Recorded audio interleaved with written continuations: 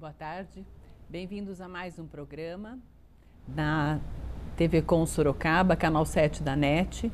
Meu nome é Uli Holtz, eu sou consteladora, terapeuta familiar, conciliadora e mediadora voluntária no Sejusc em Sorocaba.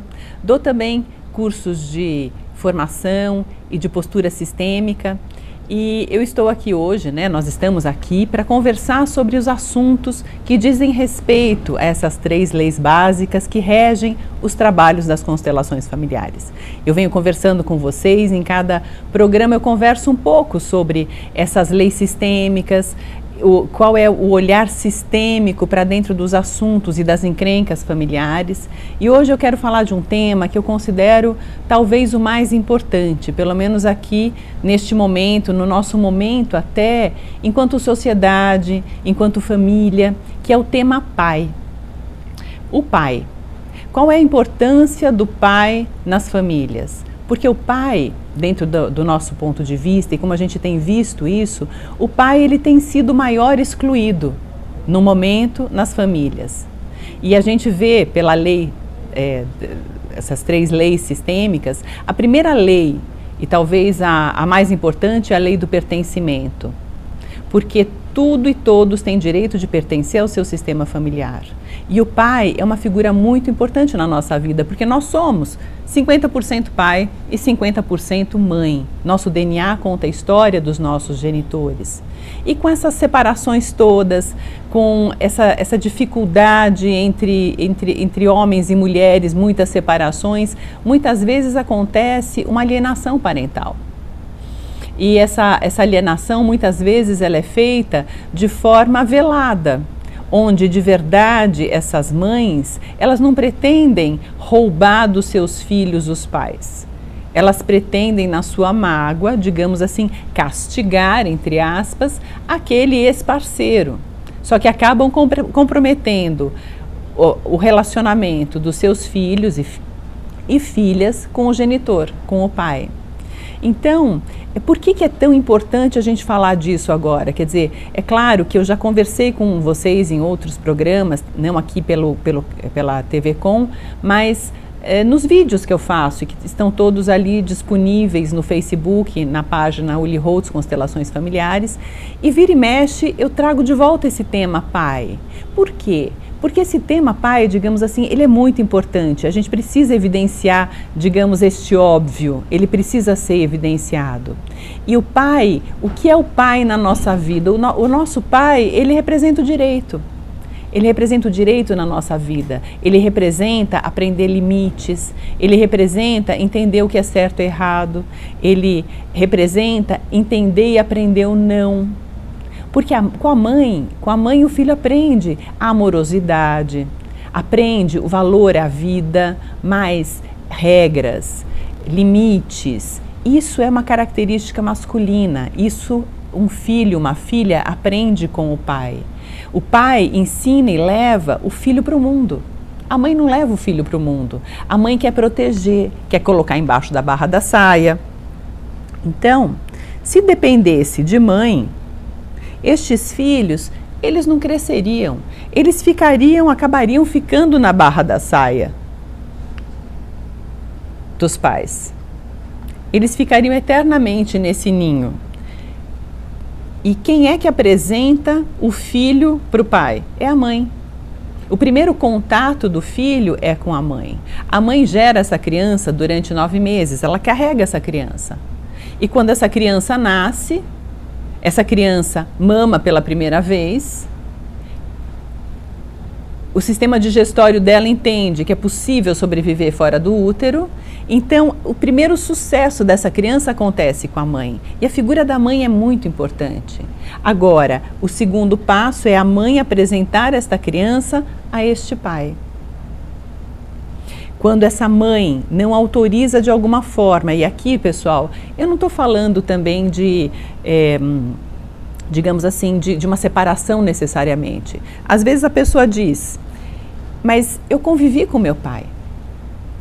Meu pai esteve presente sempre, meus pais não se separaram, mas de alguma forma acontece, e com muita frequência, que esta mãe, essa esposa, tem restrições ao que ela gostaria de ter recebido ou de receber ou de ver realizado por esse marido. Ela tem julgamentos e ela acaba misturando a relação dela com a relação do pai com os filhos. Porque de verdade, pessoal, eu, como esposa, não conheço o pai dos meus filhos. Assim como os meus filhos não conhecem o meu marido. Então, é muito importante saber e poder separar as coisas, porque quando eu olho para os meus filhos, eu vejo os dois. E se eu tenho ressalvas em relação ao pai, o que eu vou dizer? Digamos que essas minhas reclamações, essas minhas queixas, e as crianças ouvindo isso, o que elas pensam? Puxa, eu preciso me fidelizar à minha mãe. Minha mãe tem razão. Minha mãe é a mais certa. Minha mãe sabe das coisas. Então, eu sacrifico um pouco a minha relação com meu pai. E sem querer, eu me afasto. E quando essas crianças ficam aqui transbordadas de mãe, elas ficam, digamos, enfraquecidas em relação ao mundo. Porque o pai é o ir para o mundo. É o atrever-se e entender e conseguir administrar contrariedades. Um pai sabe o que é sentir-se sozinho. E aqui, pessoal, né, esse sentir-se sozinho, quando a gente tem aqui um homem que se casa, né, e nasce um primeiro filho, este homem, ele num primeiro instante, ele perde essa mulher dele um pouco. Por quê? Porque agora ela tem, a criança tem necessidades e ele precisa abrir mão um pouco dela. Então, ele também, digamos, se sente um pouco isolado e afastado e sozinho. E qual é o lenitivo desse homem? É o ir para o mundo, trazer o sustento para essa mulher e para essas crianças. Isso, pessoal, pode soar até um pouco machista, né? Porque hoje em dia a gente vê que nas famílias as mulheres precisam também se virar, porque é um orçamento familiar. E as mulheres contribuem muito e muitas delas até ganham mais do que seus maridos. Mas digamos que a função, uma mulher se sente realizada na maternidade, na função feminina dentro da família, que ela pode exercer com ou sem emprego. Agora, o homem, ele não tem como exercer o papel dele dentro da família se não for dessa forma. Ele não é capaz de gerar uma criança, ele não é capaz de nutrir, de dar um peito para uma criança, porque a mãe está cansada e precisa dormir, ele fala, pronto, agora você deixa comigo que fica comigo. Ok, tem a mamadeira, claro, mas nesse primeiro instante, ele não é fácil para ele estar neste lugar, quer dizer, ele se sente um pouco excluído. E esse lenitivo para ele é justamente o trabalho. Por isso é tão importante, mesmo que a mulher ganhe mais, mesmo que ela tenha um destaque talvez profissional maior do que esse marido, que ela valorize o tudo que ele traz. Porque dentro desse olhar, ele é capaz de ficar na família. Senão vai acontecer um afastamento, que pode ser só físico, digamos assim, eles continuam casados, mas existe um afastamento, apesar de estarem juntos, ou, de repente, até este homem pode encontrar uma outra pessoa e se enamorar, porque ele não encontra mais lugar nessa família. Então, é muito importante que essa mulher, sabendo disso, possa também trazer e apresentar essa criança para o pai, onde ela apresenta essa criança para o pai. E aqui, né, pessoal, o que a gente vê também? Que normalmente uma menina, ela se fideliza mais ao pai dela na primeira infância. Ela vira um pouquinho, digamos, a filhinha do papai. Digamos que ela também vai aprender um pouco este namorar o pai. Quer dizer, onde o meu pai é o meu super-herói, onde um dia eu também almejo encontrar um homem tão bom quanto o meu pai para mim. Então, chega na puberdade, é a mesma coisa o menino se fideliza mais à mãe. Ele vira um pouquinho também, digamos, o cúmplice da mãe. Só que chega na puberdade, o que seria o esperado e o que seria o saudável para essas crianças. Uma menina, ela aprende a ser mulher com a mãe. E um menino aprende a ser homem com o pai. Só que muitas vezes essas mulheres, elas não estão dispostas a abrir mão dos seus filhos, dos meninos, para eles irem para o mundo, digamos, com o pai. O pai, ele já libera uma filha com mais facilidade. Como é que a gente pode liberar, digamos, essa filha para aprender a ser mulher com a mãe? Quando simplesmente um pai chega e fala assim: puxa filha, você é quase tão linda quanto a sua mãe.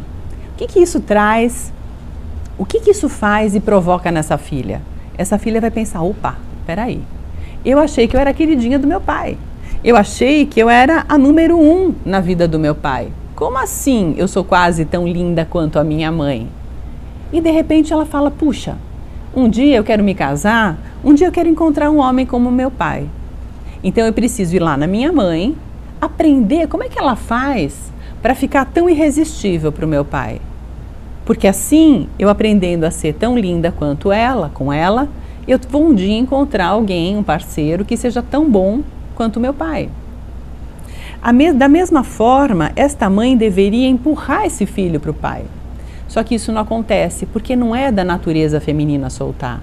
A gente coloca embaixo da saia e a gente quer proteger, a gente quer segurar, porque a gente acha que ninguém cuida tão bem quanto a gente. E eu sou mulher, eu sei como é que é difícil a gente soltar. E tanto é que os povos, assim, as tribos, têm até ritual para isso. Existem povos indígenas que têm um ritual onde os meninos entre 10 e 12 anos, eles são roubados da tenda das mães, são levados para a floresta e lá eles são judiados.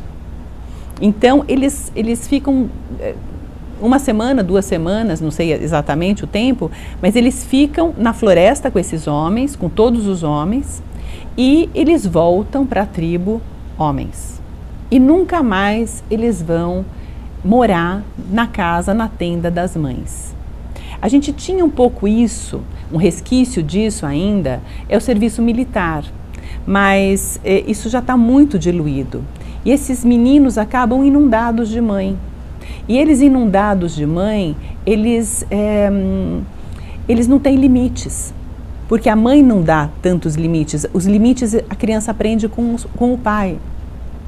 E um filho sem limites, um adolescente sem limites, um jovem adulto, um adulto sem limites, um adulto sem pai, ele está muito mais propenso aos vícios. Vícios não têm limites. Por isso que a gente diz nesse trabalho que o Bert Hellinger, que é o criador do método, do que a gente usa como método das constelações familiares, mas que na verdade ele trouxe à luz esse funcionamento,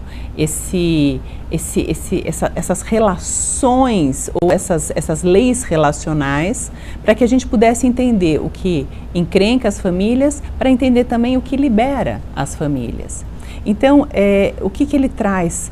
Por isso que ele traz essa fala de que os vícios, adicções, quaisquer que sejam drogas, álcool, sexo, jogo, compras, comida, se bem que comida tem ainda também uma outra nuance que tem muito a ver com mãe também, mas tudo isso que é compulsivo, que é sem limites, tem a sua origem na falta de pai.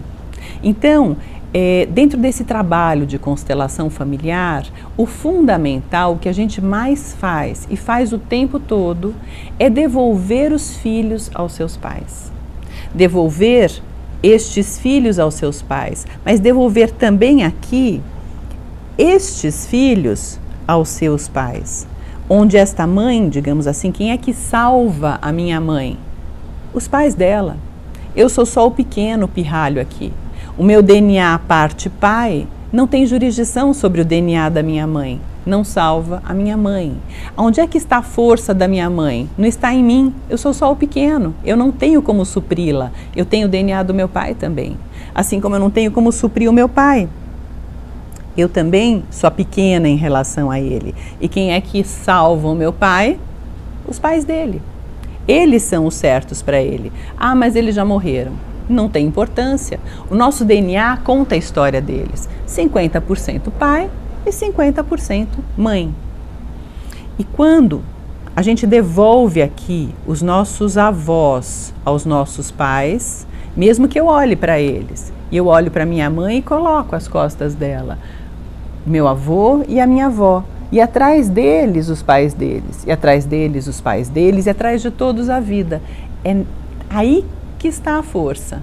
E quando eu posso olhar para ela como grande, enxergá-la de novo como grande, enxergar o meu pai de novo como grande, aí sim eu posso voltar para o meu lugar de filho, onde é muito mais leve para mim. E muitas vezes, nessa alienação parental, quando essa mãe de alguma forma não autoriza esse filho a amar, a dizer sim ao seu pai exatamente como ele é, e ele se desliga de metade da fonte da vida dele, é como se dentro dele, no coração dele, isso é completamente inconsciente, tá, pessoal? É como se ele dissesse, como eu não posso dizer sim ao meu pai, ok, por fidelidade a você, eu digo não, eu rejeito.